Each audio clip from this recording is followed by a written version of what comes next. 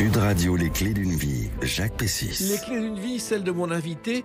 Vous ne vous êtes jamais laissé entraîner par le tourbillon de la vie, même si vous lui devez beaucoup. Vous avez eu le privilège de prendre le temps d'aimer et d'écrire des chansons tellement intemporelles qu'une nouvelle génération les a enregistrées à la veille de vos 95 printemps. Bonjour Serge Rezvani. Bonjour Jacques Pessis. C'est vrai que je vous avais reçu il y a 3 ans dans les clés d'une vie. Et là, il y a une nouveauté, un album Chansons pour Lula avec une nouvelle génération qui vous découvre. Vous êtes un personnage incroyable, vous avez une vie incroyable, 95 printemps et un jeune homme toujours. Hein. C'est gentil de me le dire, mais on vieillit par les jambes, sans ça tout le reste va bien. Bon, c'est le principal. Donc, cet album de chansons inédites qui est sorti chez Canetti, on va en parler tout au long de l'émission, parce que ce sont des jeunes justement qui interprètent des chansons que personne ne connaît. Et on va revenir à des dates importantes de votre carrière, comme d'habitude. La première, c'est le 1er décembre 1961, votre première télé, Serge Rezvani, dans cette émission. Pierre Lazareff. 5 colonnes à la une. Il y a un reportage où vous accompagnez Jeanne Moreau à la guitare dans une maison, je crois que c'est à la gare de Freineck, qui chante Le tourbillon de la vie. Vous en souvenez? Non, je ne m'en souviens pas. Et vous êtes dans un fauteuil, tranquillement, avec votre guitare. Et c'est une sorte de fête de famille avec Jeanne Moreau qui vous regarde. Ah oui, on faisait beaucoup de fêtes. On chantait beaucoup. Oui. À cette époque-là, c'est vrai. C'était à la gare de Freinet. Et je sais que Frédéric Mistral dit que les habitants de la gare de Freinet se nomment les Gardois et les Gardoises. C'est lui qui l'a décidé. Ah bon? Voilà. Ah bon. Et la guitare, je crois que c'était une guitare qui vous avait été offerte, je crois, Serge Rezvani, par Francesca Solville. Absolument, c'est vrai. C'est vrai. Parce que vous n'aviez pas de guitare? Je ne jouais pas de la guitare, je ne pensais jamais en jouer. Oui. Elle me l'a donnée parce que je crois que j'avais acheté une petite mandoline qui était très jolie, et puis j'arrivais pas à jouer dessus. Elle m'a apporté une guitare un jour, et j'ai essayé, j'ai réussi à trouver deux accords. J'ai commencé à composer parce que j'étais incapable de... J'aurais bien aimé mettre du Verlaine en musique. Oui. Non, ça marchait pas. Donc j'étais obligé de composer et d'écrire. Voilà. En même temps. Et une chanson fait partie de votre légende. Une version est inédite dans cet album Chansons pour Lula. La voici. On s'est connus, on s'est reconnus, on s'est perdu de vue, on s'est perdu de vue, on s'est retrouvés, on s'est réchauffés, puis on s'est séparés. Chacun pour soi et reparti. C'est vrai que c'est légendaire cette chanson, ce que vous n'imaginiez pas au départ. Non, il y a déjà des enfants qui me la chantent aujourd'hui. Elle passe les générations et elle passe les frontières. Voilà. Et au départ, c'est une chanson que vous aviez écrite parce que je crois que le mari de l'époque de Jeanne Moreau se disputait beaucoup avec elle et vous étiez très copain avec eux. Jean-Louis Richard, oui, bien sûr. Mais oui, j'ai écrit cette chanson un peu presque pour leur anniversaire parce que pour me moquer gentiment d'eux, c'était de grands amis. Et parce qu'ils se séparaient tout le temps, ils revenaient, ils se séparaient. Donc j'ai écrit cette chanson plutôt que d'apporter un bouquet de fleurs. Voilà, et sans imaginer ce qu'elle deviendrait. Ah non, ça jamais. S'il y a quelqu'un qui l'imaginait, c'était François Truffaut. Ah bon? Ah, François Truffaut voyait très bien que je n'aimais pas être le commerçant de mes tableaux. Et donc, il voyait que je souffrais devant ma peinture. Et il adorait mes chansons. Et je pense que il me l'a même dit qu'il souhaitait que ça soit un tube. Pour employer le mot de Vian... C'est Boris Vian qui a appelé un tube pour une chanson. Voilà. Et cette chanson a changé votre vie parce qu'elle est dans le film Jules et Jim. Et à partir de là, c'est parti pour vous. Ah, ça a changé complètement mon point de vue, surtout sur même la société. D'abord, on m'accueille toujours avec cette chanson. C'est gentil. Et surtout, elle m'a permis en effet de ne plus exposer mes tableaux, de ne plus les vendre. Et je sais pas, j'ai gagné énormément d'argent quand j'ai été dépouillé au passage un peu partout. Oui. Mais je vis avec les miettes de ces choses. Encore aujourd'hui avec les miettes de ma chanson. Oui, et d'ailleurs, personne n'imaginait à l'époque que Jeanne Moreau se retrouverait justement un jour à l'Académie des Beaux-Arts, au milieu d'autres peintres. Non, bien sûr, non. Non, c'est très étonnant pour Jeanne, bien sûr. Vous le pensiez, c'était une bonne chose? Non, je ne voyais pas Jeanne académicienne, mais pourquoi pas? Je crois qu'elle était trop libre pour ça en même temps, je sais pas. Bon.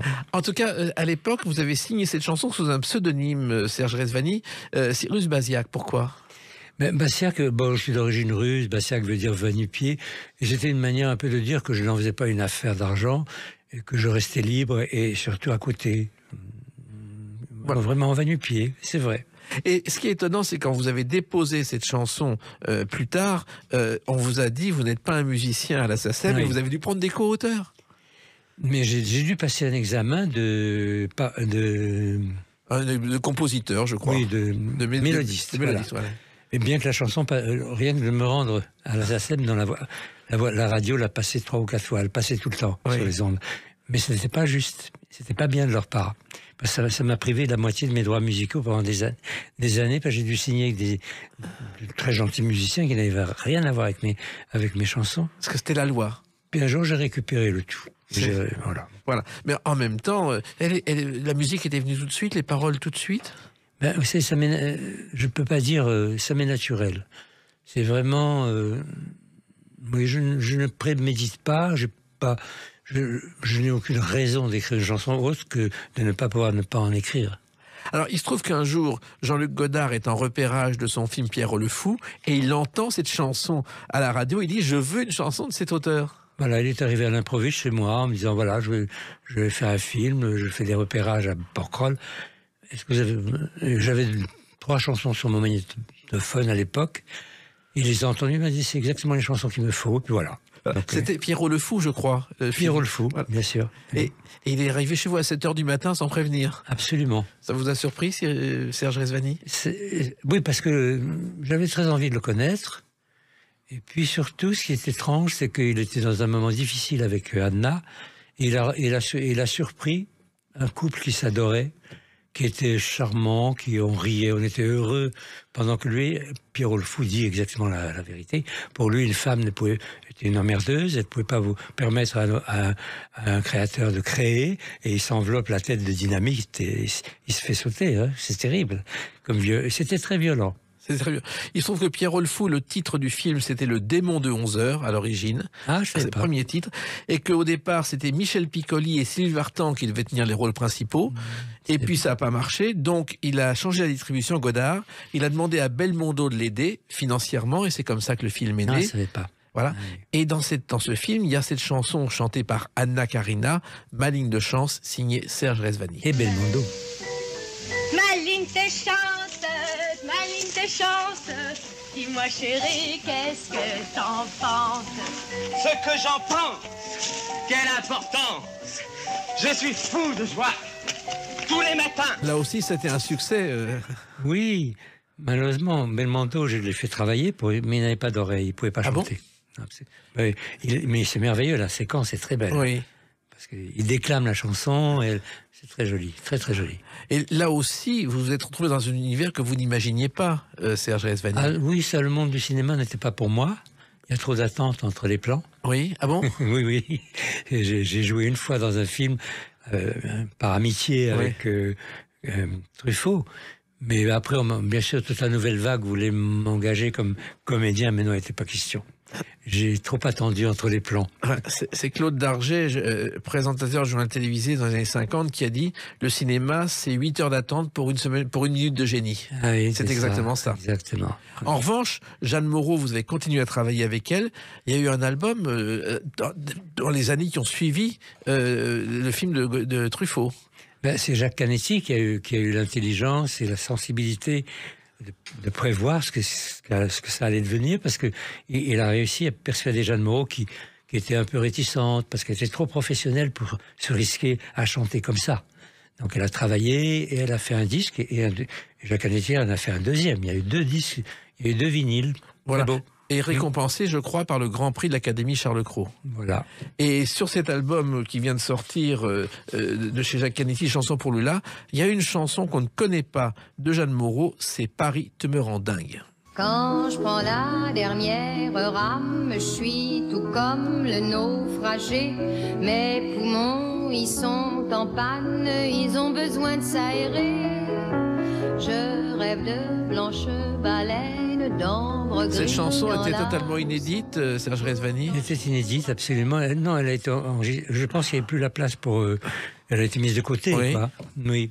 Elle était écologiste avant la lettre, mais je souffrais beaucoup à Paris. Ah bon? Oui, je souffrais beaucoup. Ce que dit la chanson, exactement. Le manque d'air, le manque de nature, le le manque de temps. Et c'était il y a 60 ans. Et c'est à ce moment-là que je suis parti vivre dans le Midi. Voilà. Mais il y a 60 ans, en plus, c'était pas le Paris d'aujourd'hui. Quand vous voyez le Paris d'aujourd'hui, qu'est-ce que vous vous dites Oui, vous savez, on s'habitue à tout. Je pense que même si un jour Paris est un désert, on s'habituera à ce désert. Mais quand même, en même temps, c'est très difficile d'en parler parce que moi, j'ai connu Paris sous l'occupation, qui était un Paris très particulier. Après, ça a été un Paris merveilleux parce qu'on y a cru à l'avenir, à tout. Les gens avaient de l'humour, pas comme aujourd'hui. On avait beaucoup d'humour.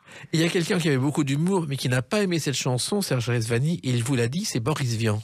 Quand je l'avais chanté, il m'a dit « Mais c'est pas possible, on peut pas faire une valse contre Paris ». Il a été absolument presque choqué, mais gentiment. À l'époque, Boris Vian n'était pas la star qu'il est devenu aujourd'hui post-mortem. Bah, c'est triste quand je le voyais, il le disait, qu'il était mourant. Oui, il savait qu'il allait mourir. Oui, absolument. Mais est-ce qu'on se rendait compte de la dimension de l'œuvre de Boris Vian à l'époque? Je ne pense pas, non. Ça touchait un certain milieu, surtout. Bon, maintenant, en effet, il a pris une autre place. Mais à l'époque, oui, c'est vrai que... Mais quand même, il était aimé par nous. Voilà. Et vous avez fait beaucoup d'autres choses. On en parle avec une autre date, le 20 août 1992. A tout de suite sur Sud Radio avec Serge Rezvani. Sud Radio, les clés d'une vie, Jacques Pessis. Sud Radio, les clés d'une vie, mon invité Serge Rezvani. Il y a eu Le Tourbillon et beaucoup d'autres chansons, et notamment des inédites qui sont dans cet album Chansons pour Lula, sorti chez Jacques Canetti, avec des jeunes chanteurs, et on va les écouter tout au long de cette émission, qui sont des fans de ce que vous avez fait et qui ont interprété ces inédits. Alors, on le fait à partir de dates, et il y a une date que j'ai trouvée, le 20 août 1992. Il se trouve que vous avez publié un livre voici quelque temps aux Belles Lettres, les carnets de Lula, et qui sont les carnets de celle qui a été la femme de votre vie. Et de 20 août 92, elle écrit « Serge me dit ce matin, mais qu'est-ce qu'on vit? Personne ne pourra jamais savoir. » C'est vrai que vous avez vécu avec Lula une histoire totalement folle et passionnée. Oui, c'est très difficile à expliquer. Oui. Ça s'explique pas, mais on s'est rencontrés, on ne s'est plus jamais quittés pendant 50 ans, ni nuit, ni jour. On était très heureux ensemble. Voilà. Et vous avez, après sa disparition, elle est morte de la maladie d'Alzheimer, retrouvé ces carnets qu'elle cachait en prenant des notes. J'ai découvert ces carnets cachés en effet dans la bibliothèque, avec des déclarations d'amour, comme si c'était une gamine de 17 ans. Et vraiment, ça m'a beaucoup bouleversé. D'ailleurs, j'avais des scrupules de les publier, mais les Belles Lettres, ils tenaient beaucoup. Et en effet, je ne regrette pas, en voyant l'impact que ça peut avoir sur toutes les jeunes femmes que je rencontre, surtout en ce moment. Oui, et surtout sur les femmes, pour dire qu'aujourd'hui, en ces temps difficiles, les vraies histoires d'amour sont possibles. Ah, mais c'est possible, ça dépend de deux personnes. Oui. Alors, Lula, elle s'appelait Danielle, je crois qu'elle était la fille du chef de cabinet d'Antoine Pinet. Entre autres, oui. C'était un homme de pouvoir, oui, qui voulait me faire virer de France parce que j'étais étranger. J'avais pas de papier, j'étais étranger, ah bon, j'étais fauché, j'étais bassiaque, oui, pieds nus. Et je crois que la famille de Lula, de Daniel, descendait de Georges Sand en plus. Sa mère, oui, absolument. C'est incroyable. Et vous êtes rencontrés, je crois, dans une soirée où elle vous a proposé une mandarine. Oh, c'est joli, vous avez trouvé ça, c'est beau. C'est vrai. C'est une soirée de peintres, d'amis, et j'ai vu une femme d'une grande beauté. En tant que peintre, je suis très sensible à la beauté. Oui. Et elle m'a tendu des mandarines et je lui ai dit une phrase si idiote et qui disait une très belle chose. Vous êtes si belle avec ces mandarines. Et toute sa vie, elle me l'a répété, elle ne l'a jamais oublié. Alors, elle a quitté la soirée, puis le hasard a fait, ou le destin, Serge Rezvani, a fait que vous vous êtes retrouvé dans un autobus un jour. Ah oui. Mais c'est très joli dans le livre qui vient de reparaître, de mon testament amoureux. Oui. Il y a un texte de moi où je la vois, et il y a un texte d'elle où elle me voit. Le chant contre chant, littéraire. C'est très joli. Et là, l'autobus, c'était par hasard et ça a été des retrouvailles devenues mythiques. Ben, ça a été le coup de foudre, oui, vraiment, ça existe. Ça existe. Et à l'époque, bon, Serge Rezvani, vous êtes un peintre miséreux, les cheveux longs, la barbe, c'est pas l'homme séduisant qu'on pourrait imaginer. Oui, je me sentais pas du tout digne d'elle, je vous dirais franchement. Tellement elle était éblouissante et tellement elle était courtisée de tous les côtés. Et vraiment, ça a été un miracle pour moi. Elle m'a pris par la main et elle m'a entraîné dans sa vie qui était dans sa vie intérieure, qui était vraiment une femme solaire, vraiment. Oui, je crois qu'Orson Welles voulait lui faire du cinéma. Mais il l'a vu chez Jeanne un jour, il Oui. a dit ah, mais vous faites pas de cinéma. Elle était très belle, vraiment. C'était la sœur d'Ava Gardner. Exact. Et en même temps, elle a fait des tissus, je crois, qui sont beaux devenus tissus. mythiques, Oui, qui ont été repris soyeux. partout. Oui, absolument. Et puis donc, je crois que c'est par amour pour Lula que vous avez commencé à écrire des chansons, Serge Rezvani. Ah oui, bien sûr. C'était mon chant d'oiseau. Écoutez, j'ai connu 2 femmes dans ma vie qui se réveillaient le matin en riant de bonheur d'être. Particulièrement Lula. Voilà. Et donc, je ne pouvais lui répondre que par des chansons d'amour. Mais drôle, souvent, je la faisais beaucoup rire. Elle était rieuse. Et alors, une de ces chansons est dans ce coffret, chantée par Léopoldine H.H. et Cali, c'est « Nous vivions deux ». Nous vivions deux, si seuls dans la vie, nous nous aimions. Le reste emportait peu, les soirs d'été, par la fenêtre ouverte de Paris, pour nous déployer tous ces feux, comme de miroirs aux reflets infinis et chatoyants. Nous vivions face à Alors ça, c'était étonnant parce que c'est une chanson totalement inédite. Oui, elles sont inédites. Mais à cette occasion, j'aimerais le dire, c'est que presque toutes mes chansons, c'est mon journal chanté. Pendant 40 ans de ma vie, à peu près, j'ai écrit ces chansons où il y a beaucoup comme celle-là, qui dit comment nous vivions, sans argent, dans des chambres de bonne, comme tous les amoureux, etc. etc. Et donc Léopoldine H., qui est une Alsacienne et qui a un trio, qui aime les textes littéraires, s'est emparée de cette chanson avec Cali, qui lui est de Vernay-les-Bains, je ne sais pas si vous le savez, et que son grand-père était garde champêtre à Vernay-les-Bains, et il a arrêté un jour Charles Trenet, 18 ans, qui faisait une farce qui se jouait au fantôme dans l'hôtel, dans le jardin de l'hôtel, et Trenet a fini au poste, a été condamné à 6 jours de prison avec sursis, ça l'a suivi aux États-Unis, et c'est à cause de ça, à cause de cet article de journal et du grand-père de Cali, qu'il s'est retrouvé arrêté pendant 3 mois aux États-Unis. Il y avait une prédestination. Hein. Voilà. Et c'est vrai qu'entendre ces chansons par des jeunes, ça vous touche. Ah ben moi, je suis fan d'eux. Ouais. Vous disiez tout à l'heure qu'ils étaient fans de mes chansons, mais je leur retourne le compliment. Vraiment, c'est très beau ce qu'ils ont fait. Françoise Canetti les a réunis. Elle les a convaincus peut-être, je ne sais pas. En tout cas, c'est un ensemble de chansons qui a une grande fraîcheur et qui me fait très plaisir. Alors justement, vous dites que vos chansons, c'est le journal de votre vie. Il y a une autre chanson qui évoque ces années d'enfance où vous avez été sans défense pendant la guerre avec une mère malade et un père un peu charlatan, Serge Rezvani. Oui. Laquelle, dites-vous? C'est « Je suis fils de personne ». Ah oui, c'est ma carte d'identité, bien sûr. Elle est chantée par Cali et par vous-même. Au gré de l'amour, peut-on s'abandonner quand on se souvient ce que sera demain? Contre les humains qui s'aiment dans leur coin, les forêts d'acier fleurissent de barbelés. Sommes-nous si peu de choses, des insectes trop petits? C'est de la vraie chanson française avec une mélodie, des paroles, et c'est le journal de votre vie parce que ça correspond à votre enfance, une enfance très difficile. Oui, j'ai une enfance que j'aimerais pas revivre. C'est une mère qui était malade, qui a un cancer, un père qui allait de femme en femme. J'ai même pas eu de père, oui. Voilà. Et vous êtes retrouvé dans un pensionnat? Un peu difficile avec mon frère qui était Robert Hossein. Oui. On a partagé les mêmes punaises et les mêmes rats. Voilà. Et sans la même faim. Et sans jouets ni vêtements. Ah, on n'avait rien. Non, on n'était pas des enfants. Non, on était dans une pension de Russes blancs qui ne demandait qu'une chose, c'est reprendre la Russie aux communistes, évidemment. Oui, car à l'époque, il faut savoir que vous arrivez en France à 1 an et que vous ne parlez pas un mot de français, Serge Rezvani. Oui, c'est un hasard bizarre, mais heureusement qu'il a existé, parce que oui, ma mère m'a déposé dans un... J'étais malade, on l'opérait tout le temps. En effet, je parlais pas un mot de français. Quand elle est venue me rechercher, j'avais abandonné le français. Qu'est-ce que je raconte? Je parlais pas un mot de russe. Oui. Et quand elle est venue me chercher, je ne parlais que le français. Ah. Et je n'ai malheureusement plus communiqué avec elle jusqu'à sa mort. Finalement, la langue française a été votre patrie? Absolument. Vraiment, d'abord, je trouve qu'en tant que langue, c'est une langue magnifique. C'est triste si elle se dégénère, parce qu'elle est vraiment très, très subtile, très belle. On pourrait pas. C'est une langue internationale en effet à une certaine époque dans les aristocraties. Mais c'est une langue aristocratique. Elle peut pas être comme l'américain utilisée comme on appelait ça le biche de mer.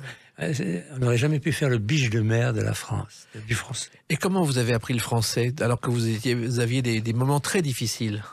Ben, j'ai appris le français dans les écoles françaises. Oui. Bien sûr, bien sûr. Mais c'était difficile, c'était compliqué? Non, ça m'est venu aussi. Le football, non, j'ai même eu des prix. Plusieurs fois, j'ai gagné des concours de langue française quand j'étais gamin. Et non, ça m'est venu aussi naturellement que la chanson, disons. Voilà.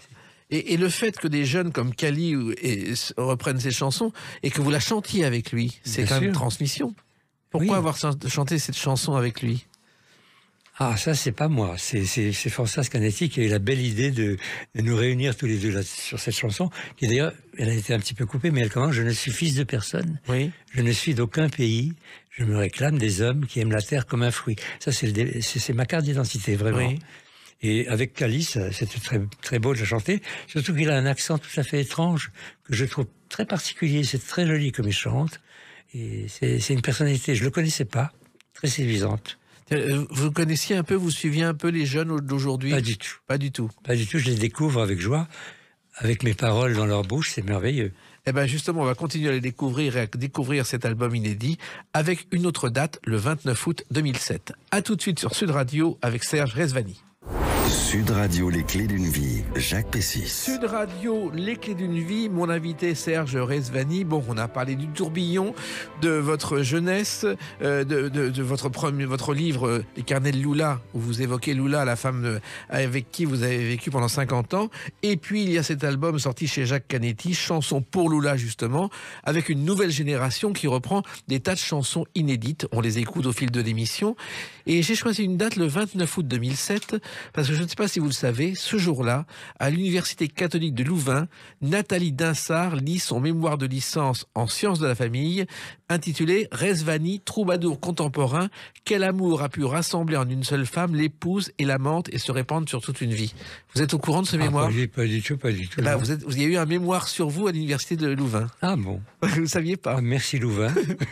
Et c'est vrai que c'est sur les femmes, et c'est vrai que les femmes ont été essentielles dans votre vie et dans votre création. Je dirais plus, le féminin. C'est-à-dire? Et je dirais même encore mieux, le pôle féminin de l'humanité. C'est-à-dire? Et c'est vers le pôle féminin de l'humanité qu'il faut se tourner aujourd'hui, sans être dans le coup, comme avec les féministes. Pas du tout, c'est pas du tout ça. C'est pas dans la lutte. C'est au contraire dans une façon de prendre la vie. Malheureusement, il nous faudrait quelques heures pour en parler, Oui. parce que c'est une importance capitale, le pôle féminin de notre humanité. C'est-à-dire qu'aujourd'hui, si on vous écoute, un homme n'est rien sans une femme et réciproquement. C'est la complémentarité. Ben, je pense pas. Non, je m'aperçois que ce sont deux civilisations parallèles. Ils ne sont pas complémentaires. Pas du tout. Mais en même temps, l'une ne peut pas vivre sans l'autre. Bon, on se retrouve pour faire des enfants, mais il Oui. n'y a pas que ça. Hein. Et vous, justement, vous avez vécu finalement des moments difficiles, mais les femmes ont toujours été très présentes dans votre vie comme dans votre création, Serge Rezvani. Ben, tout de même, jusqu'à mon adolescence, elles ont été très absentes. Oui. Et ça a été pour moi un manque épouvantable que j'ai comblé pendant tout le reste de ma vie, avec des femmes merveilleuses, principalement Lula, bien sûr. Bien sûr. Il y en a eu d'autres. Je crois qu'une des premières, c'était Evelyne qui est partie avec Jean-Paul Sartre. Oui, Evelyne, c'était une gamine adorable, merveilleuse, suicidaire, et qui a fini par se suicider. En effet, je l'ai épousée.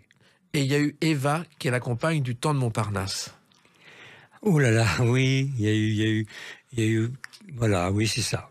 Et à cette époque, vous êtes devenu peintre par hasard, comme ça, ou par envie? Parce que vous aviez un don dès votre naissance, je crois, Serge Rezvani. Ah, mais moi, j'ai toujours voulu être peintre dès que je me suis mis debout sur mes pattes et que j'ai pu parler. Mais c'est normal, tous les enfants montrent leurs dessins à leur maman. Oui. Alors évidemment, on est content d'être admiré. Et ça a continué comme ça. Et les peintres, ce sont des enfants. Ils ne vieillissent jamais, les peintres. Donc vous avez fréquenté Montparnasse en créant des toiles géantes. Oui, j'ai peint beaucoup malheureusement, de très grandes toiles dont je ne sais pas comment me débarrasser aujourd'hui. Elles font, je crois, 1 mètre sur 2 ou quelque chose comme ça. Ah non, 3,50 m sur 2. Ah, carrément. Non. Oui, j'ai rempli le musée d'art moderne de Paris. Il y en a une quantité qui sort à Cuba. Il y a des... Non, c'est des grands tableaux. Non, mais je faisais ça justement contre le commerce. On ne pouvait pas les emporter sous le bras. Et j'en vendais quand même quelques-unes à des millionnaires. Voilà. C'est-à-dire que, effectivement, vous avez fait de la peinture. C'était pas l'argent qui vous attirait, Pas du tout. C'était la création. C'est le moment merveilleux de la création, comme quand j'écris, même quand je crée une chanson. Je ne vois pas ce qu'elle va devenir, mais c'est le plaisir de créer. Je suis entièrement dans la création. D'autant plus que je crois qu'un jour, on vous a donné beaucoup d'argent avec un contrat à la clé pour être l'artiste exclusif d'un homme d'affaires et vous avez refusé. Ah oui, bien sûr. Et vous savez qui était cet homme? C'est celui qui a créé toutes les radios périphériques, qui s'appelait Monsieur Michelson. Oui. C'est pas rien. Il est venu, il a adoré vos toiles, il vous a donné de l'argent. Ah, il voulait m'acheter jusqu'à la mort. Ah non, un peintre, ça s'achète. Hein. Oui. Et ça, c'était pas du tout votre truc. Pas du tout, j'ai pas du tout. Et donc j'ai refusé une fortune, un atelier magnifique, bref. Et alors que vous n'aviez pas d'argent. Ah, pas du tout. Mais j'avais la liberté. Exactement. Alors, je crois même que vous avez à un moment vécu dans une isba à l'emplacement où est la Fondation MAG aujourd'hui. Ma mère, vous savez que les réfugiés, les Russes blancs, ont beaucoup vécu dans le Midi. Et oui. Ma mère, en effet, avait une isba dans la forêt, à Saint-Paul-de-Vence, et c'est exactement sur le lieu de la Fondation MAC d'aujourd'hui. Où vous avez exposé? Non, j'ai exposé à la Galerie MAC. À la Galerie Paris, MAC. Oui, c'est pareil. Et à l'époque, il y a quelqu'un, c'est un peu comme dans la chanson de Brassens, Quatre bouts de pain quand dans ma vie il faisait faim, il y a quelqu'un qui vous a donné de quoi manger discrètement, c'est Paul Éluard. Ah non, oui, Paul Éluard, en effet. Il m'a donné un poème, surtout sublime. J'avais fait quelques gravures, il les a vues, il les a beaucoup aimées, il a voulu faire un livre avec moi, qui est le livre le plus rare de la bibliophilie française, à 16 exemplaires. Un très beau livre. Et quand je lui montrais les gravures à mesure que je les tirais, et on mourait de faim, c'était juste après la Libération, il me donnait un peu de fromage, un peu de pain, et puis là, je l'ai déjà dit, mais je peux le répéter parce que je pense que ça vous plaira. Il m'a dit, il m'a épluché une orange, c'est très rare les oranges à l'époque. Il m'a dit, j'ai écrit un vers qui est célèbre, la terre est bleue comme une orange. Et il m'a dit, ça vient tout simplement d'une chose, j'étais parti en vacances, j'avais abandonné des oranges dans un compotier, et quand je suis rentré, elles étaient pourries, bleues. C'est beau. C'est magnifique. Dans cet album, donc, c'est Jacques Canetti, il y a une chanson qui, justement, évoque votre enfance, vos jeunes années. Elle est interprétée par Dominique A., vous qui venez de naître. Vous qui venez de naître à cette terre, vous à qui nous devons l'avenir, pour qui le souvenir est nécessaire comme exemple à ne pas reproduire. Vivez à l'envers de l'histoire, surtout vivez autrement. Dominique A., représentant la Nouvelle Scène, en février 2013, il a obtenu une victoire de la musique dans la catégorie artiste masculin de l'année. Quand on écoute ces chansons, finalement, on se dit mais pourquoi elles sont restées inédites tellement elles sont belles musicalement et dans l'écriture, Serge Rezvani?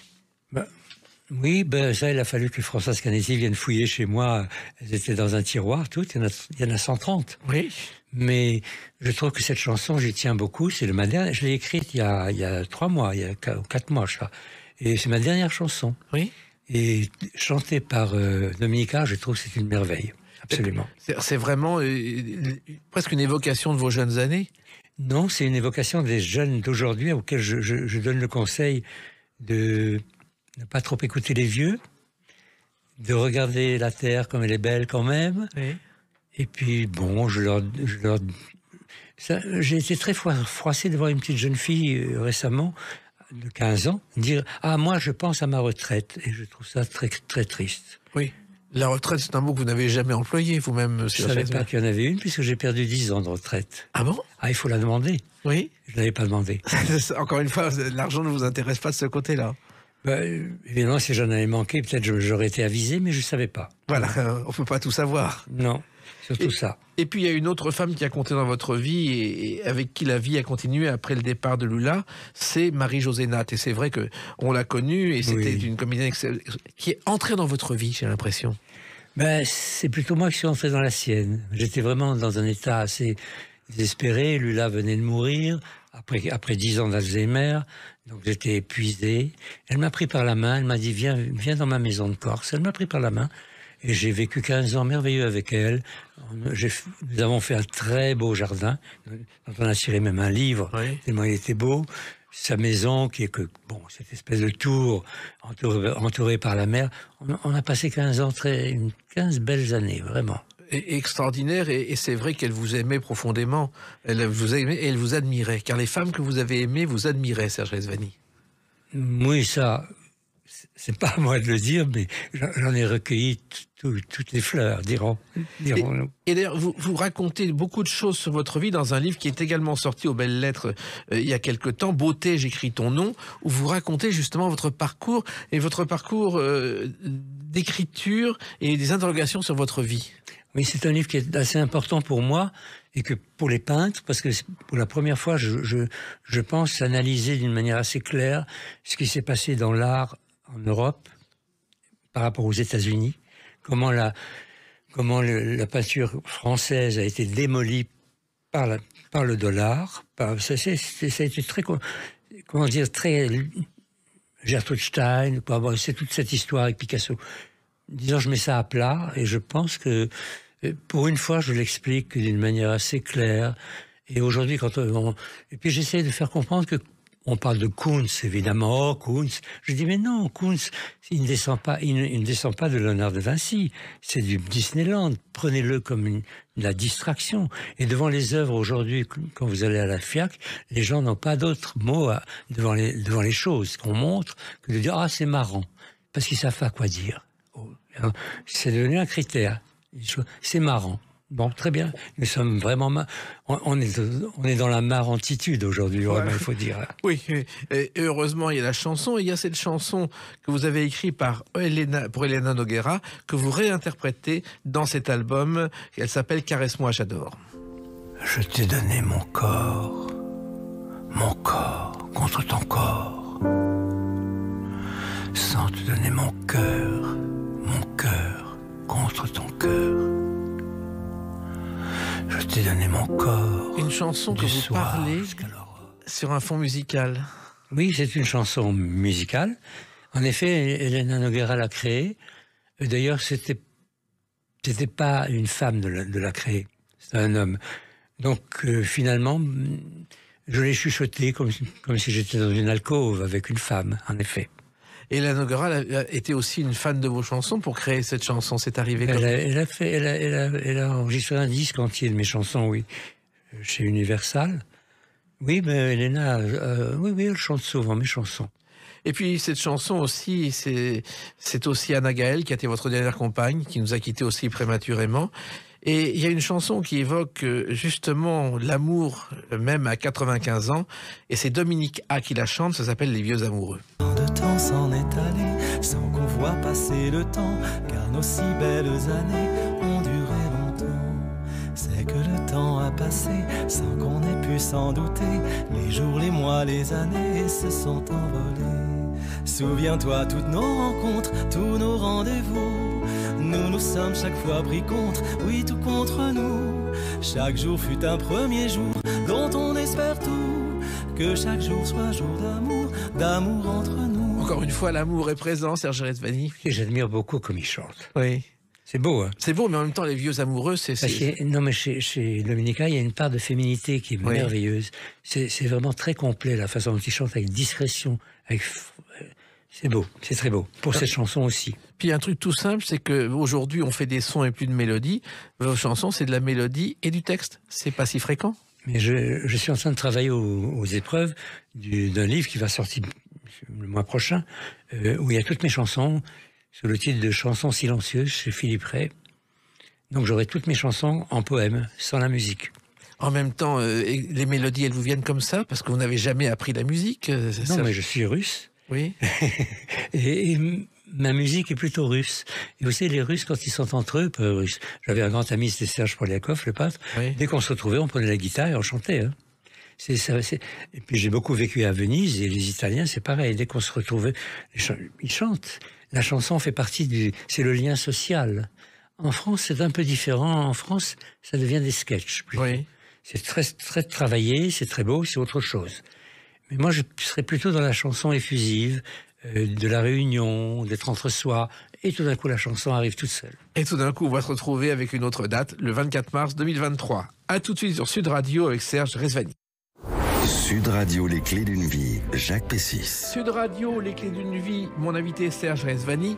On va pas rappeler que Tourbillon, c'est vous, mais il n'y a pas que ça. Et effectivement, on le découvre avec ses 130 chansons inédites, dont certaines sont dans cet album chez Jacques Canetti, Chansons pour Lula.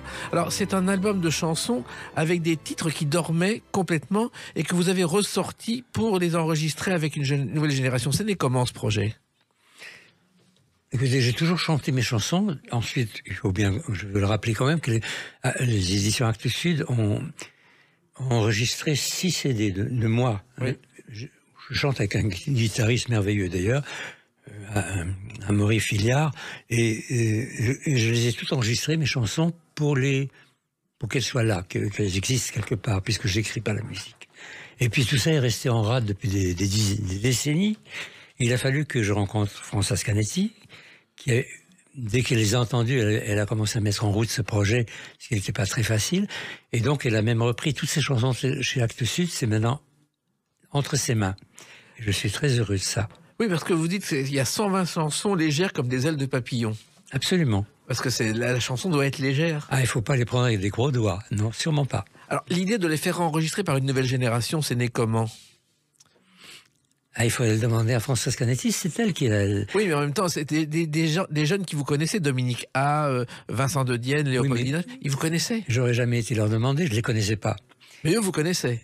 Mais il faut croire, et je le découvre avec délice, vraiment, parce que c'est tellement joli. Voilà, ce que fait Léopoldine H, ce que font tous ceux qui participent à ce disque, apporte quelque chose de tellement frais, de tellement différent d'ailleurs, même de Jeanne Moreau. Ça s'ajoute avec c'est une autre couleur vraiment. Et l'album est sorti au lendemain de vos 95 printemps, et c'est une façon de rajeunir pour vous. Ah oui. Oh, j'ai pas besoin de rajeunir. Vous savez, dès que je suis devant ma table à écrire, j'ai pas d'âge. On vieillit par les jambes, c'est le seul problème. Alors je marche beaucoup. En tout cas, nous, on marche à l'écoute de cet album où il y a cette chanson avec Léopoldine H et Vincent de Dienne, Est-ce lui, est-ce moi? Si grands plaisirs font la vie belle, tant de plaisirs éclairent la nuit. Que ce soit moi, que ce soit lui, que ce soit nous ensemble unis. Pour lui suis-je elle, lui pour moi lui. Étais-je donc celle, était-il lui? Quand cet amour nous Vincent de confond. Dienne, un humoriste récompensé par des Molières qui vous chante, c'est assez étonnant. Il chante très bien, c'est beau comme il chante. Oui, mais et c'est un beau duo. Oui, en même temps, cet album, c'est un ovni dans le monde d'aujourd'hui. On n'entend plus ce genre de chansons et ça fait du bien de les écouter. Oui, je pense que peut-être oui, mais il faut faire beaucoup de bruit en ce moment. Oui. Sûrement. On peut pas aller au restaurant sans qu'il y ait une musique très forte pour que les gens ne puissent plus se parler. Oui. Non, c'est ça le problème. Ni s'écouter. Donc là, il faut les écouter, il faut les dire. Oui, bien sûr, c'est... Et celui qui a inventé la musique dans les restaurants, c'est Yul Brynner. Il avait repris le Hardcore Café à New York. Ah bon? Il voulait que les gens dînent rapidement. Il a dit, je vais mettre de la musique très forte, comme ça les gens dîneront rapidement et partiront très vite. Ah bon? Et c'est comme ça que c'est né. Voilà, tout s'accélère, même ça, même la bouffe. Vous avez assisté aux enregistrements, bien entendu? Un petit peu. Pas à tous, mais j'ai assisté, bien sûr, avec joie. Parce que c'est étonnant d'entendre une nouvelle génération chanter des refrains qui ont quelquefois plusieurs dizaines d'années. C'est très difficile à dire. Il y a un énorme hiatus entre le moment où je compose une chanson dans l'intimité et quand tout d'un coup elle débouche sur le réel, sur les autres. Et j'étais très étonné de la finesse avec laquelle ils ont tous interprété mes chansons, qui vont dans le sens plutôt mes chansons, c'est une chanson philosophique. Il y a une très belle chanson qui s'appelle « Ne demande pas ton chemin à quelqu'un qui le connaîtrait, car tu ne pourrais t'égarer ». C'est un rabbin du XIVe siècle qui a dit cette phrase. Mais qui entend ça? Donc le mettre dans une chanson, peut-être ça leur fera entendre des choses intéressantes aussi. De ne pas entrer dans le rail, ne pas aller jusqu'au cimetière en ligne droite. La vie est riche. Oui, et surtout, entendre des chansons de ce genre aujourd'hui, à l'époque où Trenet disait, il n'y a plus, peut-on être directeur et artistique, c'est encourageant, ça prouve que la chanson française, la mélodie, ça a encore un sens aujourd'hui. Alors, remercions Françoise Canetti. Alors, il se trouve aussi que vous avez jamais écrit sur commande. À une époque, je crois qu'on vous a demandé des chansons pour Bardot, pour Gréco. Ça marchait pas, Serge Rezvani. Ah non, je voulais pas. Non, je voulais pas entrer dans le métier. Donc vraiment, c'est la seule chose que vous ayez ratée. Non, je tenais pas. D'ailleurs, je suis d'aucun métier. Oui. J'ai bien inventé un néologisme. Je suis pluri-indisciplinaire, vraiment. Oui. J'y tiens beaucoup. Et Barclay me téléphonait tout le temps pour me demander des chansons pour Régine, pour Bardot, pour tout le monde. Et je disais non, je reste avec Jeanne Moreau. Voilà. Et parce que ça vous intéressait pas de travailler autrement? Non, parce qu'on me proposait. Non, si j'avais soif d'argent, je n'avais qu'à dire oui. Et puis partir à Hollywood, soit même proposer d'aller faire la musique de film là-bas. Non, ça ne m'intéressait pas. J'avais une vie très passionnante. Que vous préfériez. Et justement, cette époque-là, c'était le temps de Jacques Canetti, et vous l'évoquez dans une chanson ou que vous chantez avec Léopoldine H.H. C'était du temps de Canetti, quand Paris chantait par lui. Que sommes-nous devenus depuis? Adieu mes amis. Il y avait Fillette, rue des Blancs Manteaux. Il y avait Juliette qui disait du queneau. Il y avait Belmondo qui de branche en branche chantait à la belle Anna, j'aime ta ligne de hanche. Là aussi, c'est une époque que vous avez eu le privilège de vivre et qui est devenue mythique, Serge Rezvani. Ben oui, on retrouve les mythes. Oui, ça devient des mythes, c'est vrai. Non, Canetti, j'ai écrit cette chanson vraiment sciemment pour Françoise, parce que j'ai trouvé que son père était un homme, je trouve que c'est un homme essentiel pour la chanson française. C'est bien de lui rendre hommage. Et puis, je pense que Françoise est très attachée à lui. Je publie ses chansons. On édite ses chansons sous le label Canetti. Donc, mais elle m'est venue comme ça. J'étais pas décidé. Mais bon, j'ai eu plaisir à l'écrire. Je trouve que Jacques Canetti a été un des fondateurs de la radio avec Radio Cité. Il a créé le théâtre de Trois-Baudets. Il a découvert Brel, Brassens, Mouloudji et quelques autres. Vous avez connu les débuts de Brel et de Brassens aussi. Écoutez, je vais avouer une chose horrible, c'est que je n'étais pas dans le circuit du tout, j'avais pas de radio, j'avais pas de télévision et je vivais très à l'écart au fond d'une forêt, oui, dans une propriété italienne sublime, avec une femme sublime, que voulez-vous? Non, je n'entendais que les bruits des tortures, des fusillades, ça vient dans le silence. Et là, j'ai écrit beaucoup d'articles dans Le Monde à l'époque, j'étais très en même temps, je participais à la vie réelle, et à la fois je m'étais coupé de tout. J'ai vécu avec une femme dans une bulle pendant 50 ans. C'est très étrange. Et dans une maison qui s'appelait la Béate, je crois. Ah oui. Et où au départ il y avait ni eau ni électricité. Au début, non. Ouais. Il y avait une source extraordinaire. Il y avait des lampes à pétrole sublimes. C'était une maison très raffinée. On vivait un peu comme les barines russes au 19e siècle, disons. C'était pas du tout le retour à la campagne, ni à la terre, du tout. C'était autre chose. C'était très raffiné, c'était un peu comme ma mère avait vécu. En même temps, un peu aristocratique. Voilà. Et justement, votre vie n'a jamais été un long fleuve tranquille, en dépit de cette chanson qui s'appelle Au bord du long fleuve tranquille, qui est chantée par Dominique A. Le soir, sur la rive paisible du grand fleuve lent, le long du courant, elle songe à son amant,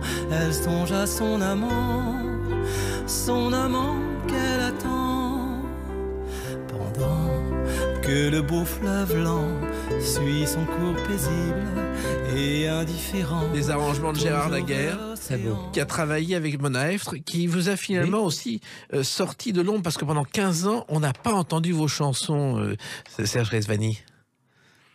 Oui. Oui, c'est comme ça. On les entendait chez moi quand j'avais des amis. Oui. Et puis quand même, il y a Mona Heffter qui les a chantés. Oui, elle les a retrouvés. Et moi, oui. En effet. Non, j'avais écrit une pièce où j'avais mis toutes mes chansons. Oui. Une pièce de théâtre, musicale. Et elle est tombée là-dessus, Mona.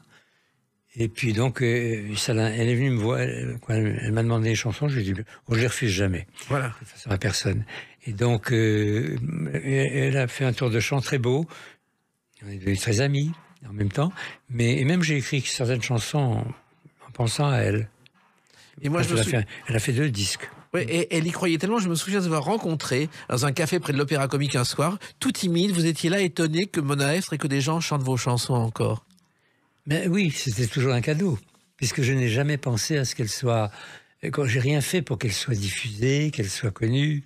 C'était pas mon problème. Le problème, c'est d'écrire et de vivre votre amour. Mais pour tout, même mes livres, si demain ils disparaissaient tous, ça m'est égal. Je comprends très bien Kafka qui avait demandé à Max Brod de détruire son œuvre. C'est exactement le genre de choses que je pourrais faire. Pour moi, je suis dans la création. C'est des grands moments. De créer, c'est une chose magnifique. Après, le reste m'indiffère. Vous avez même songé à détruire vos tableaux, à les brûler? Mais ça va finir comme ça. Ah bon? Toute mon œuvre, oui, j'aimerais bien la brûler, oui. Pourquoi? D'abord, les musées, il n'y aura plus jamais de vrais tableaux. Oui. Lascaux, on visite le faux Lascaux. Oui. Là, il y a un film que fait mon ami Mireille Dumas sur tout ce que j'ai fait. Elle les a tous filmés. S'ils partaient en fumée, Greta Garbo est partie en fumée aussi. Hein. Mais elle reste en lumière. Mes tableaux resteraient de la lumière. En tout cas, la lumière, on la place aujourd'hui sur cet album. Et il y a une chanson intemporelle et d'actualité que chante Léopoldine H et Cali pour une Marseillaise. Allons enfants de toutes les patries, l'intelligence doit triompher contre nous de la tyrannie. Nous nous sommes jadis délivrés. Nous nous sommes jadis délivrés. Ça, c'est la Marseillaise revue par Serge Rezvani. Comment est née cette chanson? Je l'appelle la Marseillaise amicale. Oui. C'est pas contre la Marseillaise, pas du tout. C'est pour lui ajouter quelques couplets. Oui. Et on va la créer à Avignon, à France Culture, en direct, le 14 juillet prochain. Et comment est venue cette idée? Je crois que tout le monde aimerait bien écrire des gentilles paroles à la Marseillaise. Oui. Parce que le sang impur dans les sillons, et après on va bouffer les patates qui ont été élevées, et qui ont grandi avec le sang de l'ennemi. Non, il faut avancer quand même. On ne peut pas rester sur des idées aussi violentes. Oui, il faut avancer. Vous avez toujours avancé, Serge Rezvani. Mais bien sûr. Je ne dis pas d'aller au-delà je suis pas du tout l'homme qui veut être ailleurs toujours. Je veux pas aller sur la planète Mars. Non, je veux creuser l'aujourd'hui d'ici. Parce que la Terre est un lieu merveilleux. C'est terrible de voir un nouveau Staline en Russie qui est en train de nous menacer avec la bombe atomique. Le peuple russe est un peuple malheureusement d'esclaves. Ils l'ont accueilli à bras ouverts. C'est Poutine qui rappelle Raspoutine. C'est quand même étrange ce qui se passe, qui a foutu en l'air la Russie, Raspoutine. Donc Poutine est en train de faire la même chose. Oui.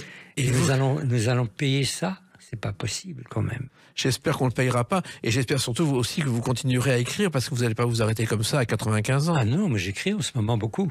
Oui, on attend le résultat. Vous reviendrez en parler dans les clés d'une vie. Pour l'instant, il y a cet album chez Jacques Canetti, Chanson pour Lula, que je recommande à celles et ceux qui aiment la vraie chanson française, beaucoup plus nombreux qu'on peut l'imaginer. Il y a ces 2 livres aux belles lettres, Beauté, j'écris ton nom et Les carnets de Lula. Continuez ainsi, ne changez surtout rien. Et on se revoit avant vos 100 ans, d'accord? Bien sûr, quand j'aurai 100 ans. Oh, bien avant. D'accord. Merci Serge Rezvani. Les clés d'une vie, c'est terminé pour aujourd'hui. On se retrouve bientôt. Restez fidèles à l'écoute de Sud Radio.